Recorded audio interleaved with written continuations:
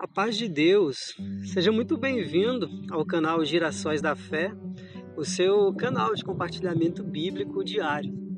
Hoje, mais uma vez, gostaria de continuar a reflexão sobre a palavra de Deus no capítulo 1 de Lucas, dessa vez a partir dos versículos que vão do número 67 até o número 80. Se for possível para você me acompanhar através da leitura da sua Bíblia, poderemos ler o seguinte: o cântico de Zacarias.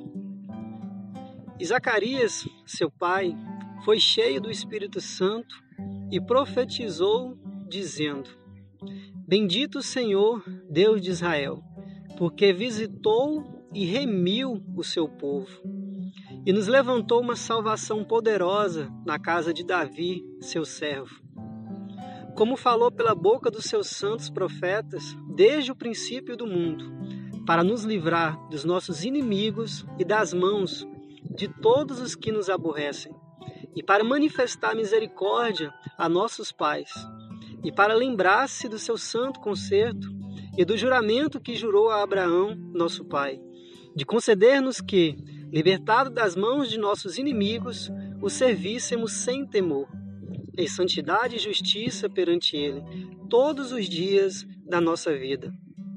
E tu, ó menino, serás chamado profeta do Altíssimo, porque hás de ir ante a face do Senhor a preparar os seus caminhos, para dar ao seu povo conhecimento da salvação, na remissão dos seus pecados, pelas entranhas da misericórdia de nosso Deus, com que o Oriente do Alto nos visitou, para iluminar os que estão assentados em trevas e sombra de morte, a fim de dirigir os nossos pés pelo caminho da paz.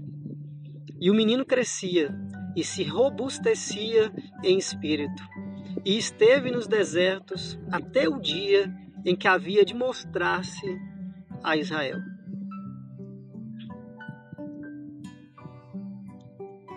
Nesta palavra de hoje, podemos começar a nossa reflexão partindo, inclusive, do subtítulo deste capítulo. O subtítulo que podemos ler, ainda há pouco, diz respeito ao cântico de Zacarias.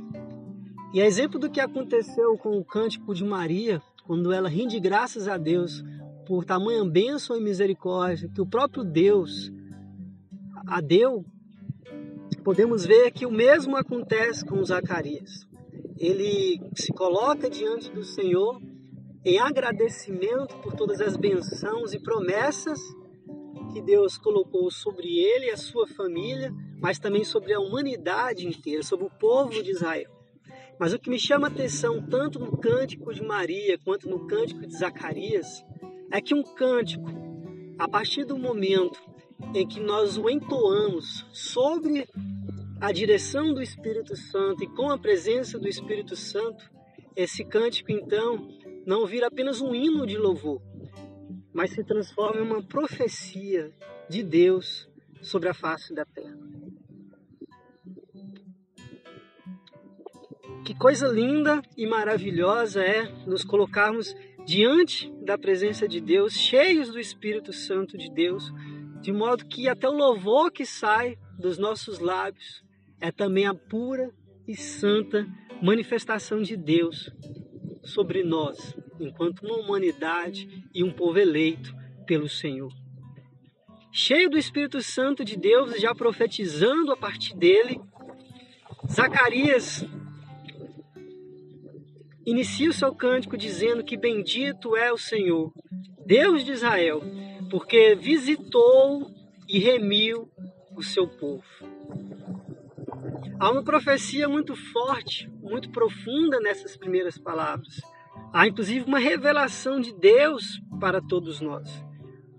Porque Deus é bendito, Deus é o Deus de Israel. E quando Ele nos visita, Ele também nos redime. Toda vez que nos encontramos com Deus, Deus tem um compromisso muito sério de se achegar a nós, nos purificar, nos tornar mais santos, porque Tudo que há em Deus fala de santidade, fala de amor, fala de misericórdia. Precisamos ter sempre essa convicção que quando Deus nos visita, ou seja, quando Deus toca o nosso coração e a nossa alma, instantaneamente o pecado tem que sair de retirada. Instantaneamente Deus nos purifica, porque a palavra de Deus diz que onde habita luz não pode existir trevas. Por isso que o maior sinal da glória de Deus sobre as nossas vidas é o perdão, é a purificação e é essa luz divina, que na medida que chega às nossas vidas, nos retira de toda a escuridão das trevas, que muitas vezes a dor, o sofrimento, aquilo que forma a nossa vida secular, acabam nos trazendo. Toda visita de Deus sobre nós nos traz também a remissão dos nossos pecados. A possibilidade e a capacidade de estarmos mais puros e santos diante de Deus. Já em seguida, no versículo 70, vemos Zacarias dizer que, assim como falou Deus pela boca dos seus santos profetas, desde o princípio do mundo, Deus estava ali, já pronto para livrar o povo de Israel dos seus inimigos e da mão de todos aqueles que trazem aborrecimento. Aqui podemos entender que Zacarias reconhece que aquilo que ele estava vivendo, desde o momento em que o anjo Gabriel desceu para anunciar o nascimento de João, quando ele ainda orava no seu ofício de sacerdote, era a pura e santa direção de Deus, mas era também a pura e santa promessa de Deus se cumprindo sobre a vida de Zacarias, mas sobre todo aquele povo que há gerações, muitas gerações atrás, havia sido contemplada por uma promessa de Deus. E que começava desde ali a se cumprir, através da anunciação do nascimento de João e de Jesus Cristo, o momento mais esperado por uma humanidade inteira, que aguardava a vinda de um Cristo, aquele que seria o Salvador, aquele que nos redimiria de todos os nossos pecados e nos daria a possibilidade de uma vida eterna, mas não só uma vida eterna, mas uma vida eterna onde pudéssemos habitar na Nova Jerusalém, no reino de Deus. Zacarias, então, tomado e cheio pelo Espírito Santo, ele reconhece que grande foi a espera daquele povo, mas Deus estava cumprindo a sua palavra, porque a palavra de Deus, ela é justa, ela é honesta, ela é verdadeira e ela dura para todo sempre. Quando Zacarias então diz que desde o princípio do mundo, quando Deus usou os profetas para anunciar as coisas que viriam a acontecer, então Zacarias também reconhece que tudo que se passava ali na vida dele era o cumprimento de uma promessa de Deus, não só para si, mas para todo o povo de Israel. E que coisa linda devemos pensar é olhar a nossa vida no seu contexto mais geral, sejam de bênçãos e de vitórias, seja de lutas ou provações, e reconhecer que tudo o que acontece é obra, é direção ou permissão de Deus. E é isso que Zacarias dá conta de fazer através do seu cântico. Reconhecer que tudo o que acontecia em sua vida era obra e também direção de Deus. Devemos sempre, independente das circunstâncias, reconhecer que há um propósito de Deus em todas as coisas. Por mais incompreensível, por mais difícil, por mais inacreditável que possa nos parecer, por mais doloroso que nos seja, mas devemos ter essa clara convicção de que tudo coopera para o bem daqueles que creem em Deus. Não podemos surpreender a Deus, porque todas as coisas já estão escritas. Mas devemos esperar em Deus o entendimento, porque não pensamos como Deus, não sabemos como Deus, não temos domínio sobre o futuro como Deus tem. Por isso que a nossa entrega, o nosso tempo de espera, assim como aquele povo tanto esperou pelo nascimento desse Messias, também devemos esperar em Deus para entender o porquê das coisas estarem como hoje se encontram. Muitas foram as gerações que passaram pela terra à espera deste Messias e não contemplaram.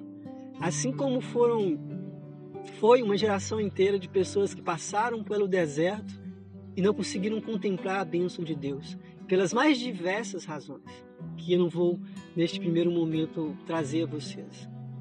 Mas aquilo que Deus promete, Deus cumpre, Deus traz no tempo dele. A menos que nós próprios estejamos atrasando a bênção de Deus na nossa vida, por falta de entendimento, de sabedoria, por conta da nossa soberba, do nosso modo de vida, da nossa incredulidade, da nossa falta de santidade, de humildade diante de Deus. Mas Deus tem uma bênção reservada para todos nós.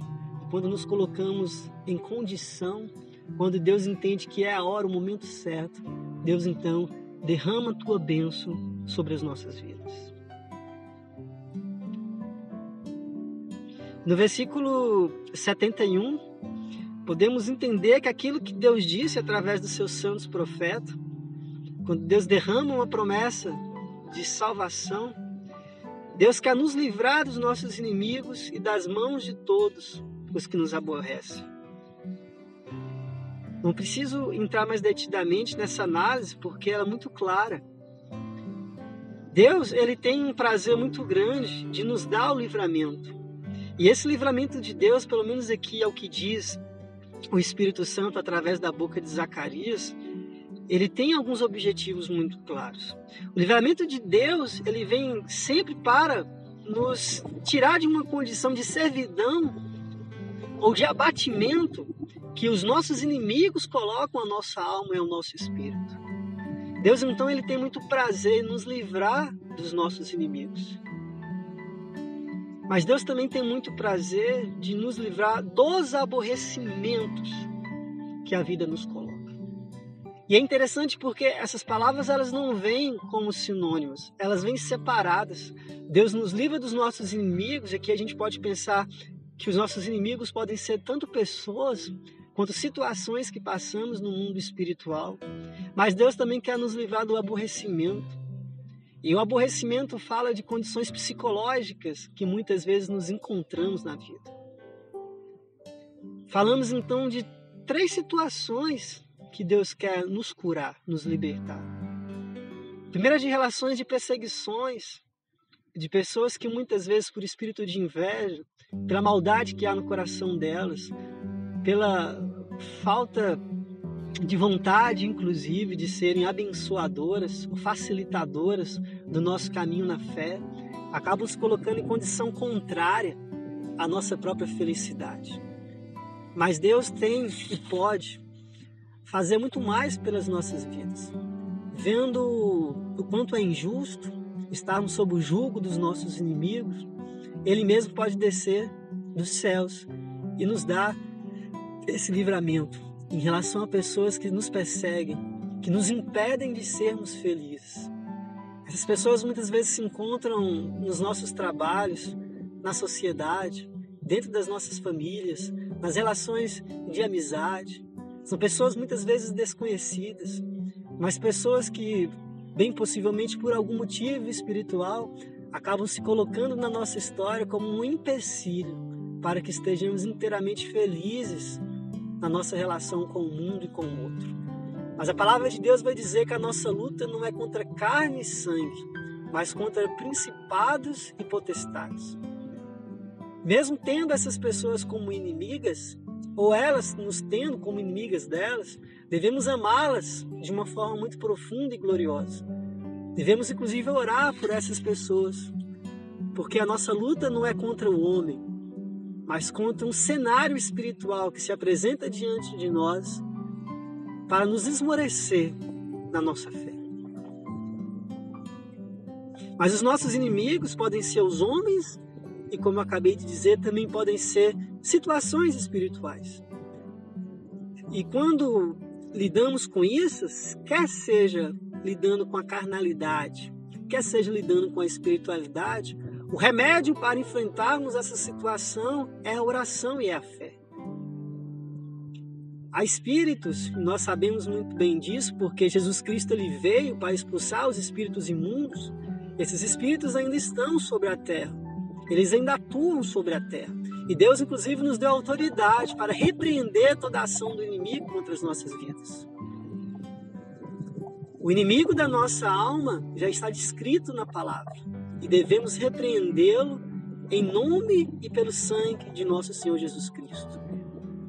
E o Espírito Santo usa da boca de Zacarias para dizer que Deus tem livramento para nos dar de situações espirituais que tornam o nosso coração entristecidos, que tornam os nossos corações amargurados. Porque Deus é um Deus que traz felicidade. É impossível que estejamos sob a direção de Deus e a vontade de Deus e não estejamos bem com nós mesmos. O inimigo, o diabo, ele veio para roubar, matar e destruir. Roubar a nossa felicidade, a nossa alegria, matar a nossa felicidade, a nossa alegria, destruir a nossa felicidade e alegria. Por isso que na ausência dessa felicidade, dessa paz de espírito, devemos sempre recorrer à fé e à oração, ao nome de nosso Senhor Jesus Cristo, para encontrarmos o livramento dessa situação. Mas o terceiro aspecto que eu citei ainda há pouco, ele é psicológico. Porque muitas vezes a gente vai vivendo nessa relação com as coisas espirituais e com as coisas humanas e de repente isso nos traz aborrecimentos. Esses aborrecimentos podem ser mágoas, podem ser tristezas, podem ser ressentimentos, podem ser dores. Quando a gente se aborrece, a gente simplesmente fecha o nosso coração. A gente passa a não mais acreditar em si, no outro. A gente se entristece, se aborrece de tamanha forma que a nossa alma fica ferida. E se a gente permitir, essa ferida que foi aberta pelo aborrecimento, ela pode permanecer por toda a vida. Mas Deus quer nos livrar dessa condição psicológica, para que o aborrecimento não impere mais, não atue mais sobre a nossa mente, sobre a nossa psicologia. Deus quer nos curar do aborrecimento, porque quando Deus nos cura do aborrecimento, Ele também nos cura da nossa dor, do nosso sofrimento, da ferida que marcou e que ficou na nossa alma.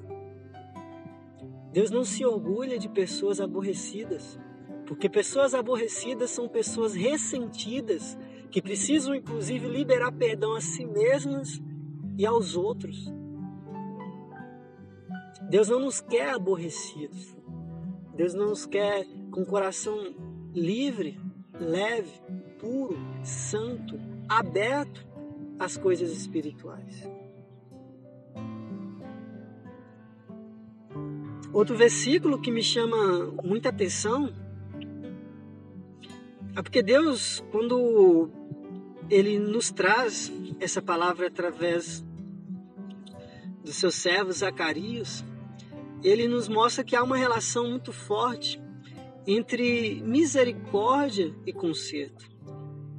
A palavra de Deus, lá no versículo 72, vai dizer que é para manifestar misericórdia aos nossos pais e para lembrar-se do santo conserto e do juramento que jurou a Abraão, nosso pai. Que Deus nos concede liberdade das mãos dos nossos inimigos para que nós possamos o servir sem temor. Aqui tem muita coisa dita da ordem de Deus através do Espírito Santo pela boca de Zacarias.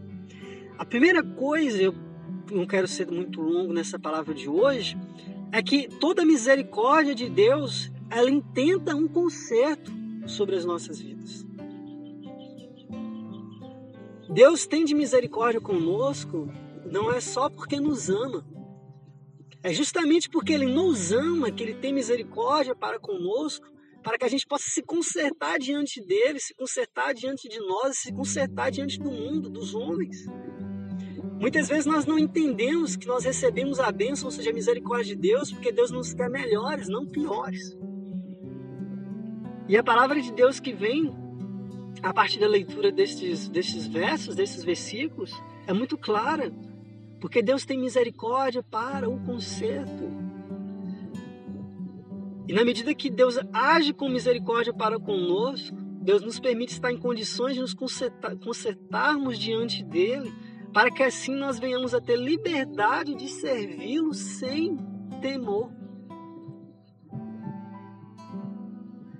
E não só isso, porque a palavra de Deus vai dizer que quando a gente recebe a misericórdia, quando nós temos o conserto, quando nós ganhamos liberdade para servir a Deus sem medo e sem temor, aí a gente pode estar em condição real de termos e alcançarmos a santidade e a justiça todos os dias da nossa vida. Se nós não alcançarmos a misericórdia, se a gente não buscar se corrigir diante de Deus, jamais seremos livres. Existe uma liberdade de Deus para nossas vidas que ela só é possível de ser encontrada na medida em que nos colocamos diante de Deus para alcançarmos a santidade e a justiça. Ou seja, a misericórdia e o conserto de Deus nos tornam livres para sermos santos e justos todos os dias das nossas vidas. Podemos dizer então que uma vez que Deus nos redime dos nossos pecados e que a gente consegue buscá-lo como um verdadeiro adorador, aí sim nós ganhamos liberdade de um mundo que nos aprisiona pelo jugo do pecado. E o último nível, bem possivelmente, pelo menos essa é a minha interpretação de todas essas etapas, é quando a gente alcança a santidade e a justiça. Porque só pode ser santo aquele que está cheio da presença de Deus e está em Deus. Só pode ser justo aquele que encontrou a Deus e reconhece a sua justiça, pratica a boa obra. Porque no dia em que chegarmos nesse estágio de santidade e justiça, poderemos ter mais fé e convicção de que estamos fazendo a obra e a vontade de Deus, que assim como foram os profetas, que tiveram intimidade, uma comunhão tamanha com Deus, assim também nos é a nós. Nos próximos versículos, então, Zacarias reconhece que o seu filho, também filho de Deus, será chamado profeta do Altíssimo, porque ele irá ante a face do Senhor Jesus Cristo, a preparar os seus caminhos e dar ao povo o conhecimento da salvação na remissão dos seus pecados. Aqui, Zacarias, cheio do Espírito Santo, retoma aquilo que foi dito pelo próprio anjo Gabriel. Zacarias não se esquece mais da promessa de Deus para a sua vida, mas sobretudo para a vida do seu filho. E reconhece que Jesus, aquele mesmo que estava no ventre de Maria, é o próprio Cristo, que viria para nos redimir de todos os pecados, de todas as injustiças.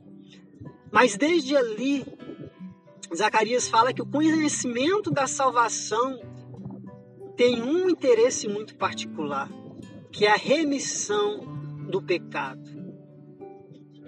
Aprendemos então com Zacarias que quando conhecemos a palavra, e a palavra ela inteira ela é salvação, então podemos nos redimir da imundície que este mundo traz à nossa alma e ao nosso ser. Não à toa, o próprio Espírito Santo vai dizer que a palavra de Deus ela é luz para iluminar os que estão assentados em trevas e sobre a sombra de morte, para que assim nós possamos dirigir os nossos pés pelo caminho da paz. Eu não sei qual é o momento da sua vida que você está passando hoje. Eu não sei qual é as trevas que cobrem o seu coração. Eu não sei o que se fechou a ponto de você não mais ver a luz que pode existir. Mas eu sei que você busca uma luz no fundo desse túnel da sua vida. E existe muita luz da parte de Deus para a sua vida. Luz para abrir os seus olhos, luz para iluminar o seu caminho, luz para lhe trazer respostas, projetos, estratégias para você poder enxergar, luz para você andar em meio a essa escuridão desse momento difícil que você está passando, mas uma luz muito maior, que é a luz do próprio Deus e do Espírito Santo, para tornar claridade tudo aquilo que um dia foi trevas na sua vida. Deus, ele quer iluminar a escuridão que se apoderou do seu ser, da sua história, e dirigir os seus caminhos. Sabe uma coisa interessante para a gente poder concluir? Porque o final do cântico e depois o versículo seguinte, que fecha essa passagem bíblica, vai falar de luz. Vai falar de caminhos firmados na paz de Deus. Mas o versículo 80, já encerrado o cântico, diz que João, o menino no caso, crescia e se robustecia em espírito. E ele esteve nos desertos até o dia em que havia de mostrar-se a Israel. Você consegue imaginar quantas foram as noites e madrugadas que essa criança se robusteceu no Espírito Santo de Deus, convivendo diretamente com as trevas que há no deserto? Porque naquela época não existia energia elétrica. As pessoas elas tinham que permanecer no deserto, iluminadas apenas pela lua e pelas estrelas. Mas bem possivelmente João teve que encarar os seus próprios medos, teve que lidar com a própria escuridão da noite, ele teve que enfrentar o oculto, mas ele se robusteceu, ele foi cheio do Espírito Santo e ele permaneceu aonde deveria estar, se fortalecendo, mesmo em meio à escuridão do deserto, da noite do deserto, da madrugada do deserto, até o dia em que ele havia de mostrar-se a Israel. Eu quero encerrar essa palavra de hoje falando exatamente isso para você. Eu não sei quanto tempo mais você precisa ficar neste deserto para se fortalecer e ser cheio do Espírito Santo. Mas até o momento em que Deus permitir e quiser que você esteja aí, permaneça.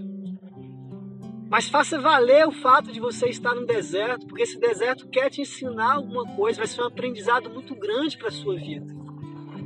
E assim como foi com João, eu profetizo na sua vida que quando você sair desse deserto, você vai ser cheio do Espírito Santo de Deus.